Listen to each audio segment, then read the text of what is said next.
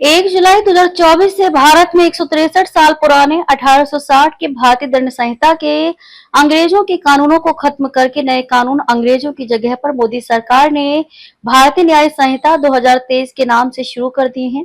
इन नए कानूनों को बनाने के लिए अंग्रेजों की ही व्यवस्था और प्रक्रिया को इस्तेमाल किया गया है। फर्क सिर्फ इतना है कि 1860 के कानून ब्रिटेन के अंग्रेजों ने अपने दोनों संसद, जिसे अंग्रेजी में पार्लियामेंट कहते हैं, उनमें पेश करके पास कराया था। इसमें सभी सदस्य ब्रिटेन के अंग्रेज थे, जबकि मोदी ने उन्हीं दोनों संसद यानी कि पार्लियामेंट, जिसे ब्रिटेन के अंग्रेज हाउस ऑफ कॉमन और भारत के लोग लोकसभा, और हाउस ऑफ लॉर्ड, जिसे भारत के लोग राज्यसभा के नाम से जानते हैं, उसमें पेश करके पास कराया। इन कानूनों के बदलाव से देश की कानून व्यवस्था में आज भी कोई सुधार दिखाई नहीं दे रहा है। इसका सबसे बड़ा कारण यह है कि जिस पुलिस और उनके कार्यालय थाने अंग्रेजों ने 1861 के कानून से भारत की जनता पर अन्याय और अत्याचार करने के लिए बनाए थे, वह आज भी आदतन उसी तरह से चल रहे हैं। कुछ समय पहले इंदौर में वकीलों और पुलिस के वरिष्ठ अधिकारियों सहित कर्मचारियों के बीच मारपीट में सैकड़ों लोगों पर केस दर्ज होना इसका एक उदाहरण है। राष्ट्रपति द्रौपदी मुर्मू के उड़ीसा प्रदेश से जिस तरह लड़कियों के साथ आए दिन अन्याय हो रहा है और उनकी मृत्यु हो रही है, ये घटनाएं नए कानून से बनी व्यवस्था की पोल खोल रही हैं। पुलिस अधिकारी गंभीर मामलों में केंद्र से भेजी जाने वाली शिकायतों में भी लापरवाही और गैर जिम्मेदाराना रवैया अपना रहे हैं। गंभीर मामलों की शिकायतों को 1 साल गुजर जाने के बाद संबंधित थानों को भेजा जा रहा है।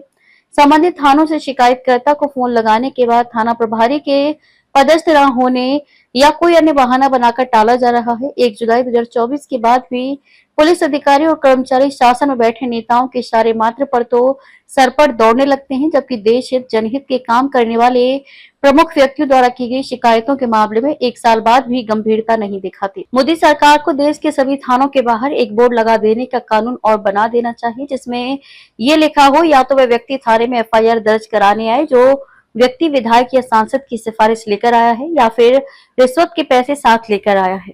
देश के हर थाने में मोदी सरकार को हर अपराध की FIR दर्ज करने का मूल्य भी एक मूल्य सूची हर थानों में लगाकर तय कर देनी चाहिए।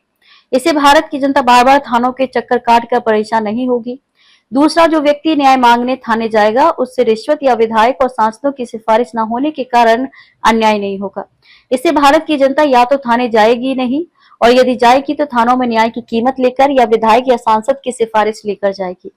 इसे देश के 4 दीवारी में चलने वाले अंग्रेजों की व्यवस्था के 1860 के कानून से बने थानों और उनकी प्रक्रिया से जनता के साथ न्याय के नाम पर अन्याय और अत्याचार नहीं होगा। इन थानों की व्यवस्था भी आज भी मोदी सरकार के बनाए भारतीय न्याय संहिता 2023 के कानूनों के बाद भी भारत की प्राचीन न्याय व्यवस्था की प्रक्रिया पंच परमेश्वर की पंचायत की तरह नहीं हो पाई है, जिसमें भारत की जनता को एक दिन में ही स्वतंत्र, निष्पक्ष, पारदर्शी और निःशुल्क बिना किसी विधायक या सांसद की सिफारिश के न्याय मिलता था। और इस न्याय व्यवस्था के कारण भारत की जनता बहुत खुश थी, क्योंकि भारत की इस प्राचीन पंच परमेश्वर की व्यवस्था से अपराधी डरते थे और जनता निडर होकर जीवन जीती थी। जबकि 1861 के अंग्रेजों के बनाए कानूनों की पुलिस और थानों की व्यवस्था में आज भी 1 जुलाई 2024 से अंग्रेजों के कानूनों के खत्म होने के बाद भी जनता के साथ न्याय न होकर उल्टा अन्याय हो रहा है।